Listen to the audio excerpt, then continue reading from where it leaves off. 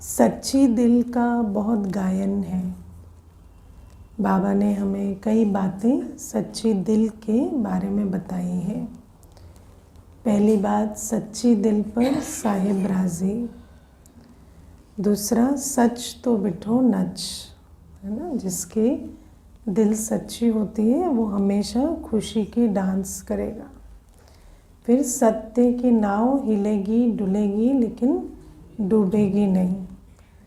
तो ये सारी बातें हम सच्चाई के बारे में सुनते हैं और बाबा हमें कहते हैं कि दिल जो है वो सच्ची रहती है जब हम देही अभिमानी बनते हैं और पुरुषार्थ पर अटेंशन देते हैं। क्योंकि जब हम बाबा के पास आ जाते हैं तो हमें ये मालूम पड़ जाता है कि ये ठीक है, ये नहीं ठीक है ना। पर जो ठीक है उसे करने के लिए क्या चाहिए, है ना, योग बल चाहिए, देही अभिमानी स्थिति चाहिए। कभी कभी मैं बैठकर विचार करती हूँ कि बाबा की जो श्रीमत है कोई बड़ी चीज़ तो नहीं है ना। कोई बड़ी बात है सुबह अमृत वेला उठना या मुरली सुनना या आत्मिक दृष्टि में रहना या तन मन धन सेवा में लगाना, ये कोई बड़ी बातें तो नहीं हैं और सभी प्राप्ति वाली बातें हैं। ऐसी भी बात नहीं है कि कोई पवित्र बनने से प्राप्ति नहीं होती या योगी बनने से प्राप्ति नहीं होती या अमृत वेला उठने से प्राप्ति नहीं होती। हर चीज़ में प्राप्ति भी होती है, लेकिन फिर भी हम संपूर्ण रूपेण नहीं करते, सब नंबरवार करते हैं। क्यों करते हैं नंबरवार? देह अभिमान के कारण, है ना। ये जो देह अभिमान है इसी के कारण ये जो हमारा एफर्ट होना चाहिए, चाहे पुरुषार्थ का चाहे सेवा का, वो उस प्रकार से चलता नहीं है। क्योंकि अभी भी देह को, वस्तु, व्यक्ति, वैभव को ज़्यादा महत्व देते हैं और वही तो माया के द्वार बनते हैं ना। कभी अपने मन को महत्व देते हैं। मेरा मन नहीं कर रहा, तो मन नहीं कर रहा तो भी तुम करो ना। मन ना करे कोई बात नहीं, लेकिन मन के अधीन रहते हैं। मन नहीं करता तो हम नहीं कर सकते। क्यों? क्योंकि देह अभिमान है। ये भी तो देह अभिमान है ना। मेरा मन कहते हैं लेकिन मन चलाता है। इंद्रियां चलायमान होती हैं तो उन पर विजय नहीं पाते। तो बाबा हमें कहते हैं ये जो देह अभिमान है इस कारण फिर क्या करते हैं, फिर जानते कुछ है, मानते कुछ है और चलते कुछ है। देह अभिमान के कारण जानना, मानना और चलने में जो है इंटीग्रिटी नहीं होती, है ना। अभी हम जो भी बैठे हैं अपने आप से पूछें, हम जानते कितना है ना। बाबा तो हमें इतना कुछ समझाते हैं, मानते भी हम मेजॉरिटी बातें मानते हैं, लेकिन अगर हम अपनी चलन में लाने की बात करें तो चलन में मेजॉरिटी बातें नहीं आती। ठीक कह रही हो ना। हाँ, तो जब ये जानना, मानना और चलने का गैप होता है तो उसको कहेंगे अंदर सच्चाई नहीं है ना। अंदर फिर सच्चाई की ताकत नहीं होती। इसीलिए फिर ना तो सच तो बिठो नच है, ना साहिब राजी की फीलिंग आती है, ना ही कोई ऐसे परिस्थितियों में हिलेगी डुलेगी पर डूबेगी नहीं, वो निश्चय भी नहीं रहता। क्यों? क्योंकि जैसे जैसे परिस्थितियाँ हिलती डुलती हैं अपनी भी अवस्था हिलने डुलने लगती है। क्यों? क्योंकि ये सच्चाई की कमी है। और बाबा हमें कहते हैं जितना पुरुषार्थ करेंगे देही अभिमानी होने का, क्योंकि हम हमेशा क्या करते हैं, जो बीज है उसको नहीं पकड़ते, है ना। बाबा ने हमें ज्ञान समझाया है कि पहले स्मृति है, फिर वृत्ति है, फिर दृष्टि है, फिर कर्म है। ठीक है। अब हम कहते हैं हमसे उठा नहीं जाता, हमसे डिसिप्लिन रहा नहीं जाता, हमारी जीभ चलायमान होती है, हमारे आंखें चलायमान होती हैं, तो वो तो कर्म की बात है ना। हम सोचते कर्मों में परिवर्तन आ जाए, लेकिन जैसे अगर आपको हरे हरे पत्ते चाहिए, अच्छे फूल चाहिए, तो आपको पानी कहाँ डालना पड़ता है? बीज पे डालना पड़ता है। तो ऐसे ही बाबा कहते हैं जो पहली चीज़ है देही अभिमानी स्थिति, उस पर जितनी मेहनत करेंगे तो कर्मों में बाकी चेंजेस बहुत इजीली आएंगे। और देही अभिमानी स्थिति के लिए क्या करना है? अपने को आत्मा समझ बाबा की याद में बैठना। वो एक ही चीज़ नहीं करते, बाकी सब करने की कोशिश करते हैं, है ना। हर एक अपना अगर योग का चार्ट देखेंगे कि कितना समय हम ये मूल अभ्यास करते हैं, जो बाबा कहते हैं कि अपने को आत्मा समझ बाप को याद करो, क्योंकि हमें लगता है वो कौन देखता है ना। सारी बात तो वही है ना, दिखने की। हाँ, लुकिंग गुड, हाँ, अंदर जो भी है चलेगा। तो हम अपने लिए जो पुरुषार्थ करना चाहिए वो नहीं करते। तो बाबा हमें कहते हैं यहीं पर ही सारा फेरा है। जितना भी फेरा है वो देही अभिमानी स्थिति बनाने का पुरुषार्थ जो होना चाहिए वो नहीं है। और स्थिति नहीं है तो फिर चाहते हैं पर करते नहीं, करते नहीं तो सच्चाई नहीं, सच्चाई नहीं तो शक्ति नहीं, और फिर कैसे चलते हैं, है ना, वो हिपोक्रेसी से। है ना, फिर क्या है? हिपोक्रेसी है। हाँ, देखने में ब्राह्मण और चलन में वही चलन, है ना।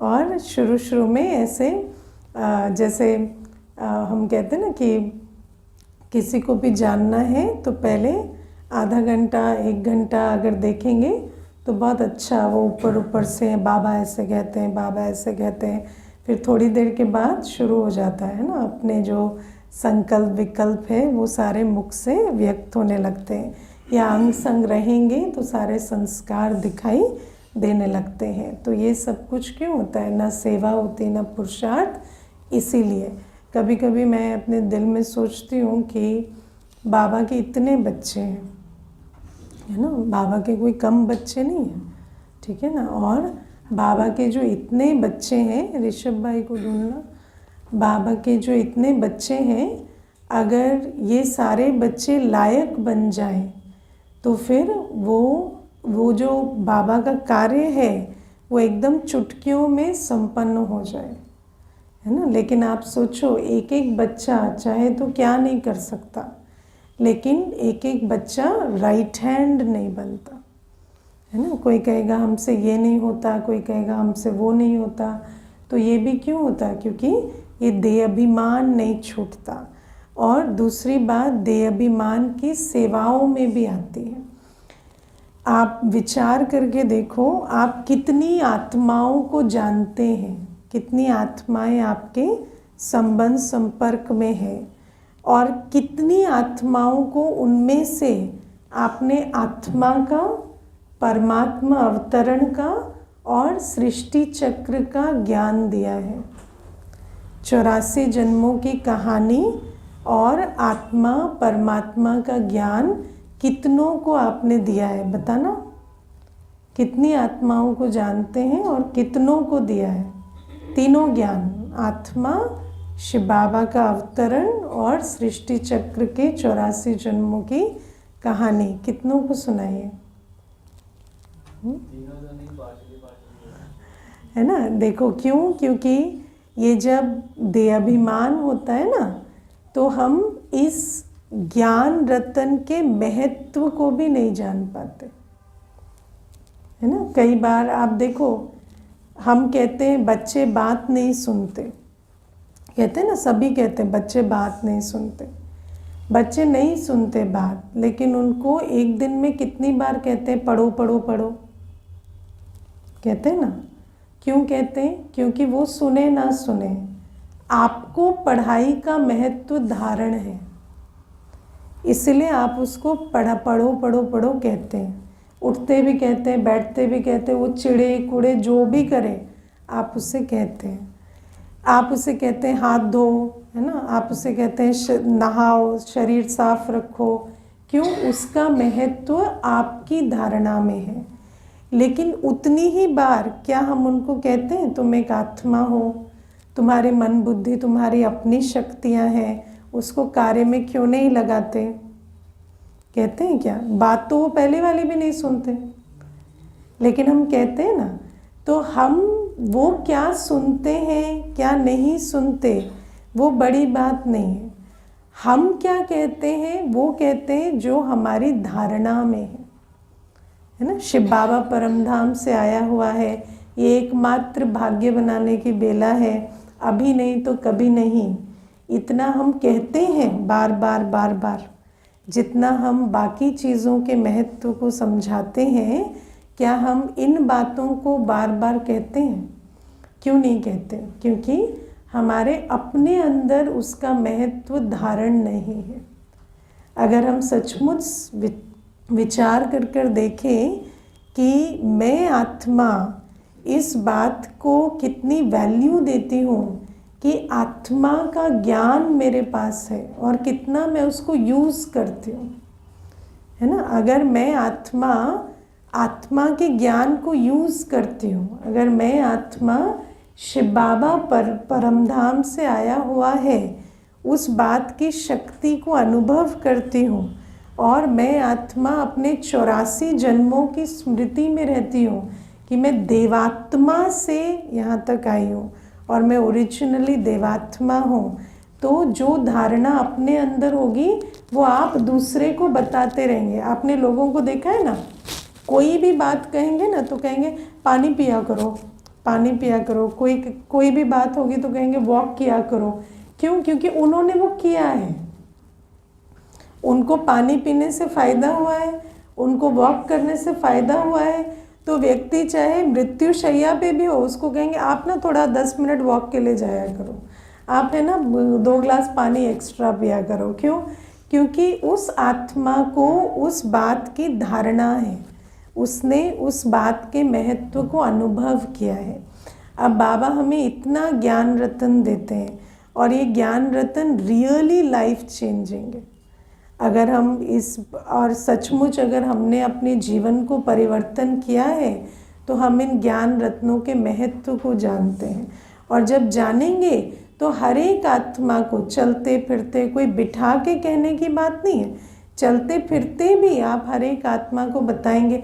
हो तो आप कॉन्शियसनेस ना, आप अपने मन बुद्धि को कंट्रोल नहीं कर सकते, है ना। आप दूसरे को क्यों कंट्रोल करना चाहते हैं, है ना। आप अपने मन को कहें कि ऐसा नहीं सोचो, ऐसा सोचो, ये बातें आपकी लैंग्वेज में आ जाएंगी, है ना। या कोई भी अगर कहे ये कलयुग है तो आप कहेंगे नहीं नहीं ये कलयुग नहीं है, ये तो सबसे अच्छा समय चल रहा है जब शिव बाबा परमधाम से उतरे हुए हैं और हम बच्चों को भवसागर से पार कर रहे हैं। तो कोई भी आत्मा के, आपको उस संगम युग की इतनी खुशी होनी चाहिए कि जब भी बातों में आए तो आपके मुख से ये ना निकले हालात कितने ख़राब हैं और दुनिया कैसे किन हालातों से गुज़र रही है। जैसे दुनिया में लोग कलयुग का समाचार जो है चलते फिरते कहते रहते हैं ना, हाँ आज पेपर में पढ़ा, आज ये हुआ, आज वो हुआ। तो आप संगम युग का समाचार क्यों नहीं देते? क्योंकि अभी भी हम भी कलयुग में ही हैं, हम संगम युग में नहीं है। अगर हम संगम युग के सुखों को अनुभव कर रहे हैं तो सामने वाला आपको पूछने भी आ जाएगा, आपको उसको आपकी झलक फलक से, चेहरे चलन से अनुभव भी होगा कि इनको ऐसे क्या लड्डू मिले हुए हैं जो ये इतने खुश हैं। तो वो आपको वैसे भी पूछ लेगा कि कलयुग तो ऐसा चल रहा है, आप क्यों इतने खुश नज़र आ रहे हैं। और आप भी उसको बता सकते कि हमें भगवान मिला है और परमात्मा शिक्षाओं से बड़ी कोई चीज़ नहीं है, भगवान का हाथ श्रीमत का हाथ है, इसीलिए हम खुश हैं, है ना। या 84 जन्मों की कहानी कि हम देवता थे, कि कोई भी आत्मा, जैसे दुनिया में तो मनुष्य अपनी कमी कमज़ोरियों को नॉर्मल और नेचुरल कहता है ना, और अपनी ग्रेटनेस को हमेशा क्या करता है कि मनुष्य तो कभी महान नहीं हो सकता, मनुष्य तो गलतियों का पुतला है, टू अर्र इज़ ह्यूमन, ऐसे ऐसी बातें दुनिया में कहते हैं। लेकिन बाबा कहते चलते फिरते भी हर एक आत्मा को समझाना है कि मनुष्य का जो मूल स्वरूप है वो ये है कि हम परमात्म संतान हैं और हम गुणों शक्तियों में बाप समान हैं, हम देव आत्माएं रहे हैं, है ना। डिविनिटी, प्योरिटी, है ना, ये ग्रेटनेस, ये हमारी नेचुरल क्वालिटी है। महानता हमारे लिए नॉर्मल है ना। दुनिया में तो कहते हैं ना महान मत बनो, लेकिन महानता तो नॉर्मल है, नेचुरल है। तो बाबा कहते हैं कि ये जो बातें हैं क्योंकि धारण नहीं होती देह अभिमान के कारण, तो हम किसी को बताने में भी हमें फिर ऐसा लगता है जैसे कोई बात कर रहा है तो हम भी उसके साथ वेदर को डिस्कस कर रहे हैं, दुनिया को डिस्कस कर रहे हैं। शरीर की कोई बात बता रहा है तो उसको कह रहे हैं आप ये दवाई खा लो, इस हॉस्पिटल चले जाओ, लेकिन आपकी खुद की बीमारी हॉस्पिटल जाने से ठीक हुई नहीं है ना। उसको कह रहे हैं आप इस हॉस्पिटल में चले जाओ, इलाज करा लो, तो आपको कहता है आपका इलाज हो गया, तो कहते नहीं मेरा नहीं हुआ, मैं तो अंडर ट्रीटमेंट हूँ, अभी हो रहा है, थोड़ा फ़र्क पड़ा है, लेकिन उसको हॉस्पिटल जाने का ही सजेशन दे रहे हैं। जो बाबा आकर हमें, वैद्यनाथ आकर जो शिक्षा दे रहे हैं वो उसको बताते नहीं हैं। तो ये सब क्यों?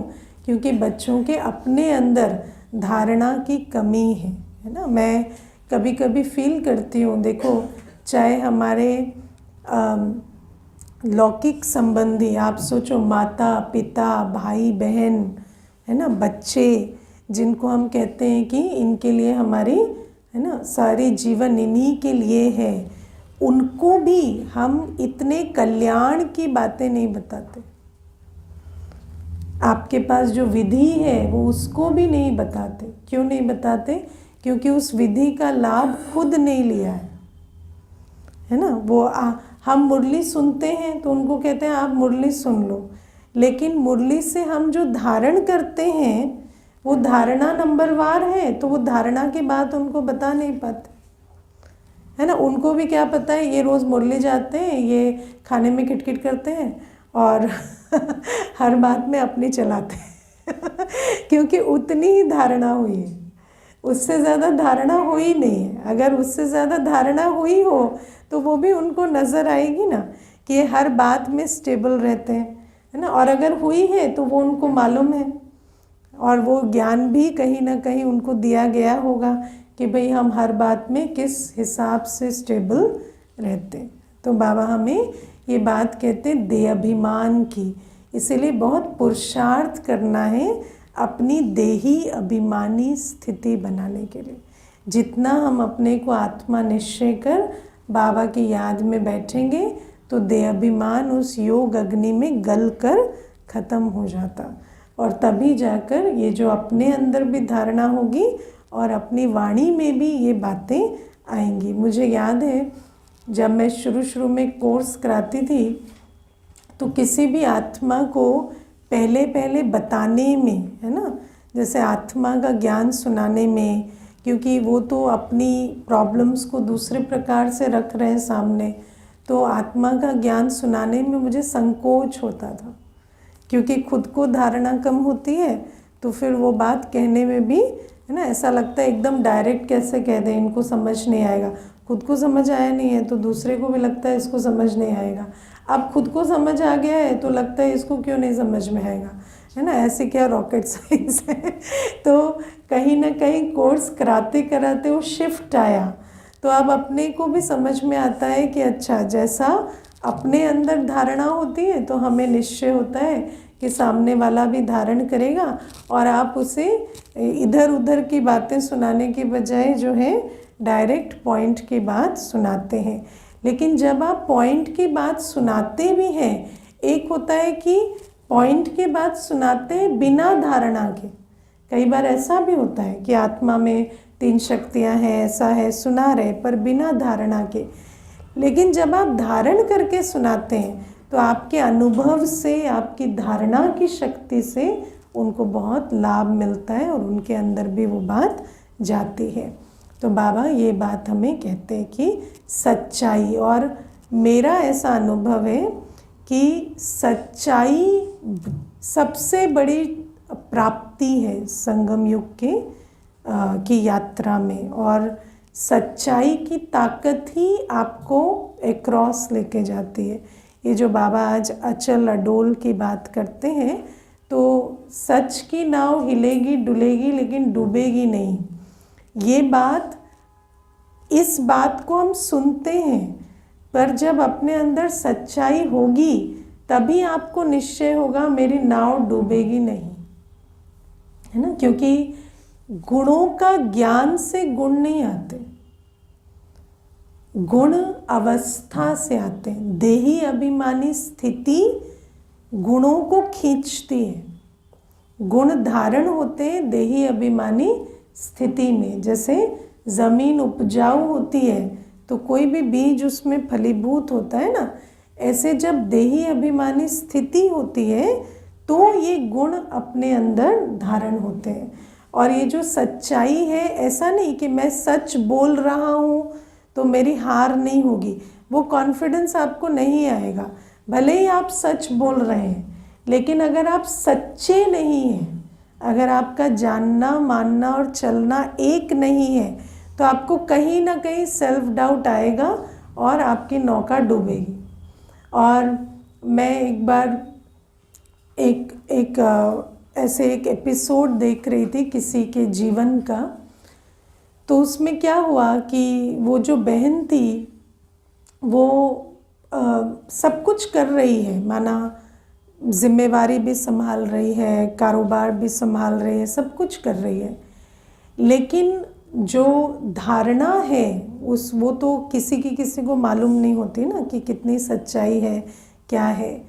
तो क्या हुआ, एक समय पर परीक्षा ऐसी आई कि सारी दुनिया और जितने भी, जिसको भी आप बड़े कहें, जिसको भी आप है ना वर्दी कहें, रेस्पेक्टेबल कहें, वो सभी आपकी किसी एक कमज़ोरी को लेकर और उस बात को एम्प्लीफाई करते जा रहे हैं, है ना। हर कोई कह रहा है कि आपने ये बहुत बड़ी बात कर दी, बहुत बड़ी भूल कर दी, बहुत बड़ी भूल कर दी।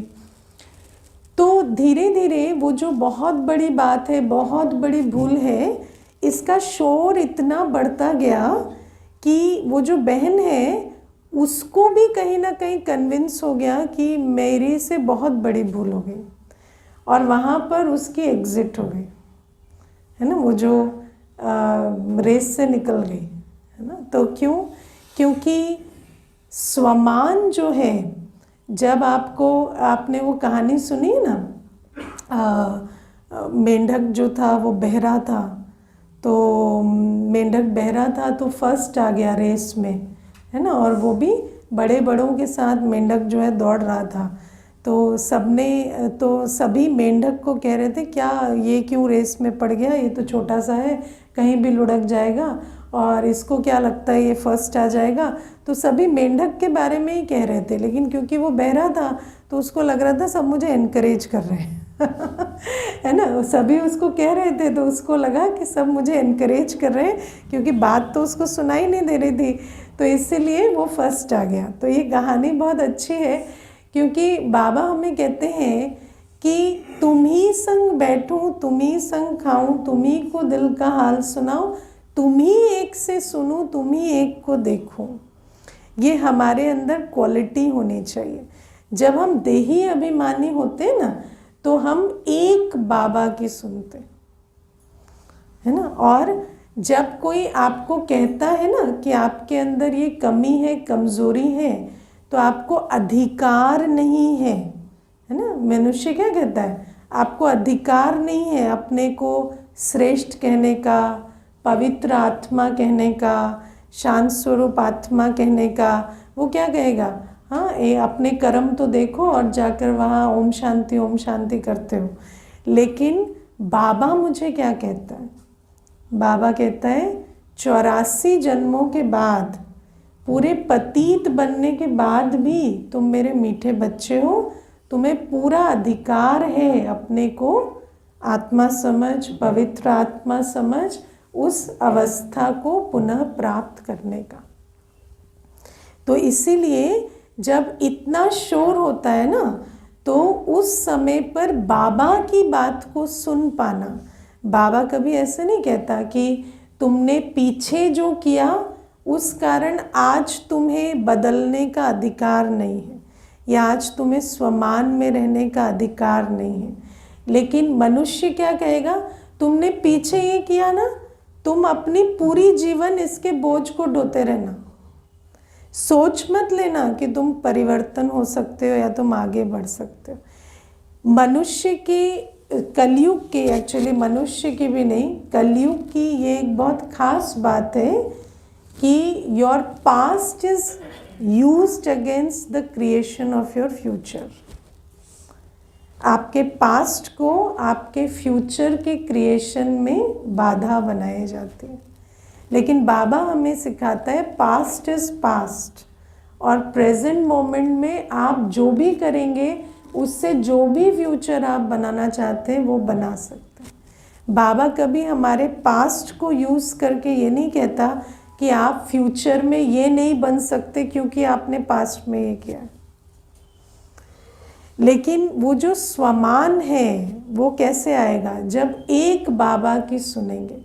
और एक बाबा की सुनने के लिए हमें देही अभिमानी स्थिति चाहिए, क्योंकि अगर देह अभिमान होगा ना तो ना चाहते भी अनेकों की बातें सुनाई देंगी, क्योंकि आपकी बुद्धि जो है वो उस तरफ खुली हुई है। तो वो सारी बातें बुद्धि में जाएंगी, और जैसे कहते हैं ना, हाथी के कान में चींटी चली जाती है तो पागल हो जाता है। तो छोटी सी बात भी इतनी बड़ी हो जाएगी कि आप उसके कारण कुछ ऐसा कदम उठा लेंगे जो आप लाइफ टाइम रिग्रेट करेंगे, जिसको कहते हैं इनएक्यूरेट या अयथार्थ कदम। तो इसीलिए स्वमान में रहने के लिए या सच्चाई के बल से चलने के लिए हमें बाबा के साथ सच्चा होकर रहना और देही अभिमानी होकर पुरुषार्थ में, सेवा में सच्चाई से चलना, ये बहुत आवश्यक है। और सच्चाई ही वो ताकत है जो आपको अंत तक लेकर जाएगी। जहाँ सच नहीं होगा वहाँ कहीं ना कहीं नाव डूब जाएगी। और सच्चाई माना सच कहना, या सच वैसे नहीं, जानना, मानना और चलना। जो हमें बाबा सिखाते हैं वही हम कर रहे हैं या नहीं। और मानो आज 100% नहीं भी कर रहे, पर मेरा एफर्ट क्या है, क्या मेरा एफर्ट ऑनेस्ट है, या कहीं ना कहीं हमें ऐसा लगता है ऐसे झूठ सच करके चला लेना है ना। क्योंकि कहीं ना कहीं हर आत्मा अपने लिए एक निर्णय लेती है कि हमसे ना हो पाएगा, अब झूठ सच करके चला लेते हैं, है ना। ऐसे अंदर अंदर आप एक निर्णय लेते हैं कि हम इतना ही करेंगे और दिखेंगे इतना। तो ऐसा वो जो स्थिति है वो हमारी नहीं होनी चाहिए। और फिर बाबा हमें कहते हैं कि हर सीन में अचल अडोल रहने के लिए ड्रामा के पट्टे पर मजबूत रहना है ना। लेकिन ड्रामा के पट्टे पर मजबूत, देखो हम गीता में भी सुनते आए, जो हुआ सो अच्छा, जो हो रहा है सो अच्छा, और जो होगा सो अच्छा। लेकिन वो जो ड्रामा के ज्ञान की धारणा है वो कब होगी, जब हम एक्चुअली संगम युग, देखो ड्रामा के हिसाब से संगम युग है ना, तो अगर हम संगम युगी चलन चल रहे हैं तो हमें सतयुग पर निश्चय होगा। ड्रामा के ज्ञान के हिसाब से ये संगम युग है, तो अगर हम संगम युगी चलन चल रहे हैं तो हमें सतयुग पर निश्चय होगा कि कुछ भी हो जाए हमारी विजय होगी और हम सतयुग जाएंगे।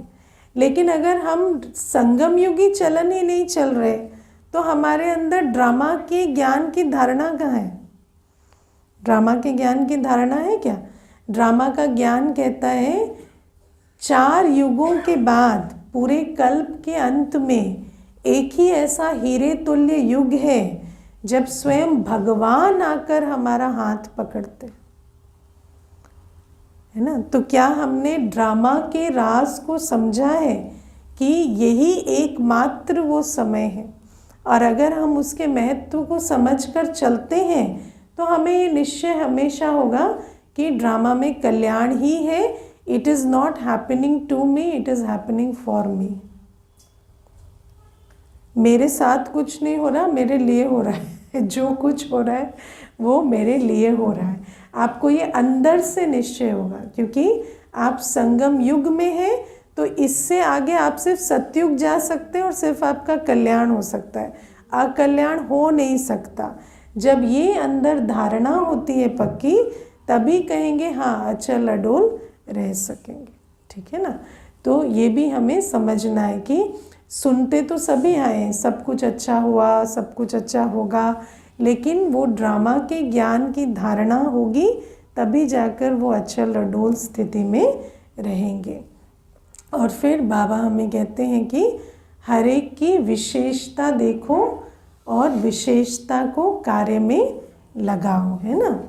लेकिन देख, इसमें ना बहुत सारी बातें हैं, जैसे एक तो किसी के अवगुण नहीं देखने, है ना, लेकिन जब हम विशेषता देखने की, विशेषता को कार्य में लगाने की बात भी करते हैं, तो उस आत्मा का भी तो कुछ सफल हो ना। जैसे कई बार ऐसा होता है कि जो आत्मा है वो, जब मान लो कोई आत्मा है, अब उसके अंदर एक विशेषता है ना, और उस विशेषता को आप तो कार्य में लगा रहे हैं, लेकिन वो उस विशेषता को यूज़ करने के बदले जितना वो कंट्रीब्यूट नहीं कर रही, उससे ज़्यादा वो, है ना, बैठकर खा रहे हैं।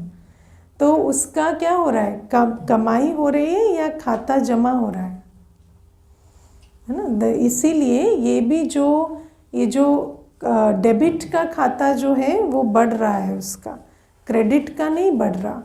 तो इस कर्म की गति को भी हमें समझना होता है। मैं ये बात क्यों सुना रही हूँ, क्योंकि देखो अभी मुझे एक माता है, तो उसका जो बेटा है वो शराब पीता है और घर में पड़ा रहता है ना। कुछ ना वो स्थूल में कुछ करता है, ना वो कोई धन कमा के लाता है, ना उसका कोई भी और कंट्रीब्यूशन है लाइफ में।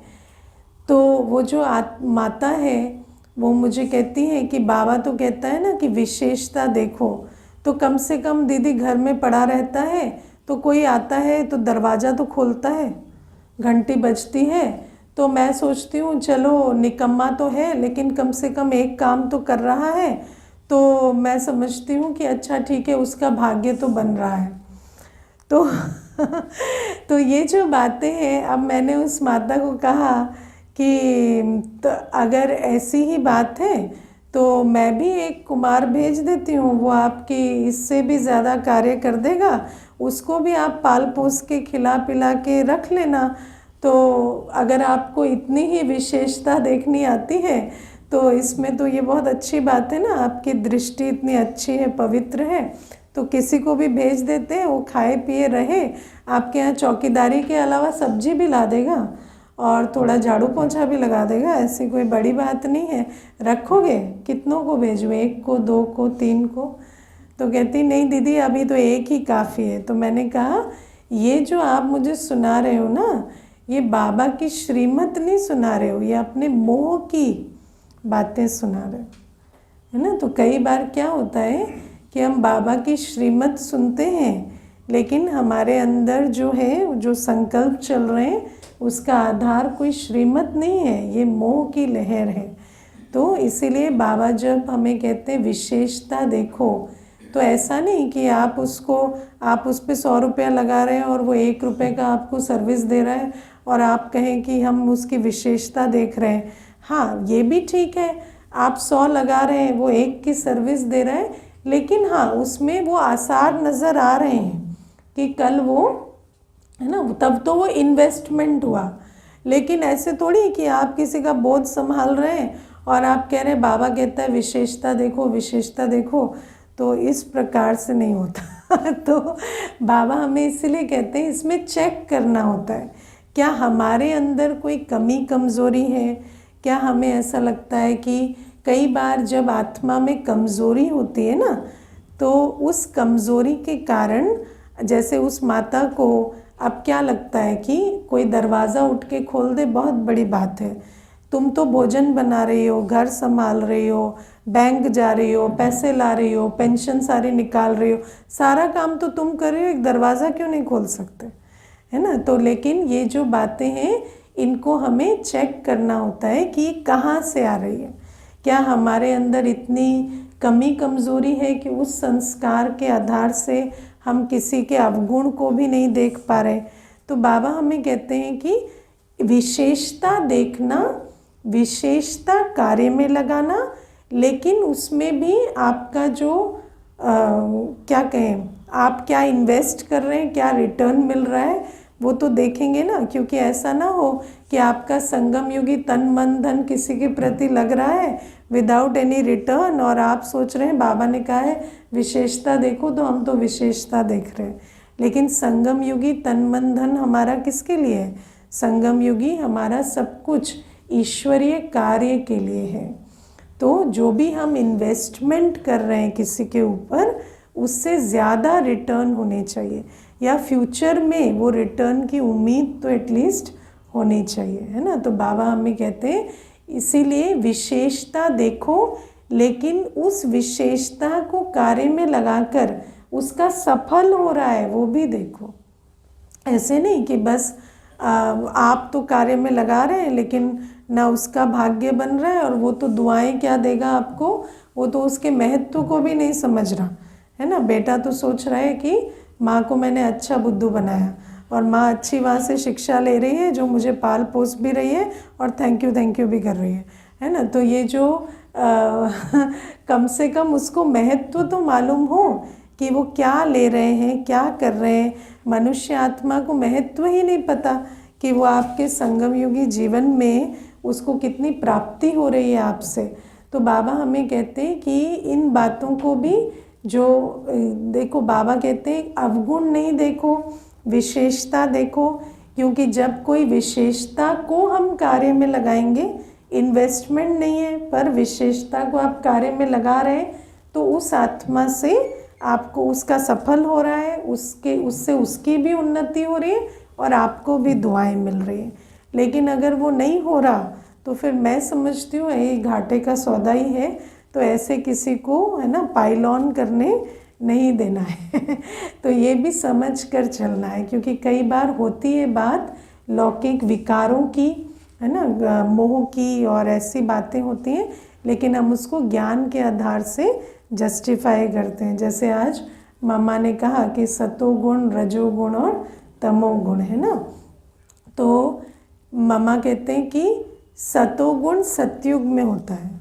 ऐसा नहीं इस समय कोई सच बोल रहा है तो वो सतोगुण है ना। इस समय कोई मीठा रह रहा है तो वो सतोगुण है, क्योंकि इस तमोगुणी संसार में सतोगुण होता नहीं है ना। कल मुझे मिताली बहन से पूछ रही थी कि कोई भाई कोर्स के लिए आता है, तो वो पूछ रहा था कि शांति क्या होती है, खुशी क्या होती है, उसका एक्सपीरियंस क्या होता है ना।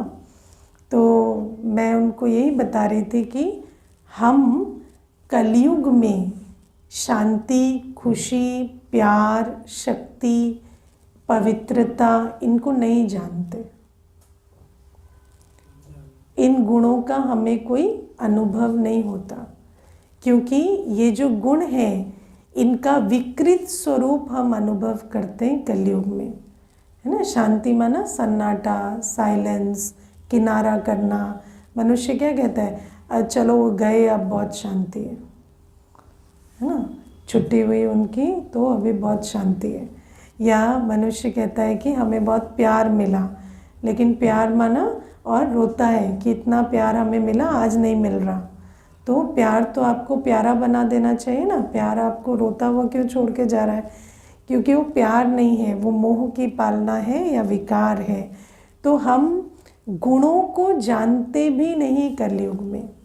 जब हम बाबा के बनते हैं, जब हम श्रीमत पर चलते हैं, जब हम बैठते हैं और अपने को देह से न्यारी आत्मा, स्वधर्म में स्थित आत्मा, इस अनुभव में बिठाते हैं, तो हमें मालूम पड़ता है शांति क्या है ना, या शुद्ध प्रेम क्या है। वो हमें बाबा की मुरली में या बाबा की पालना में अनुभव होता है कि बाबा हमसे कितना प्यार करता है।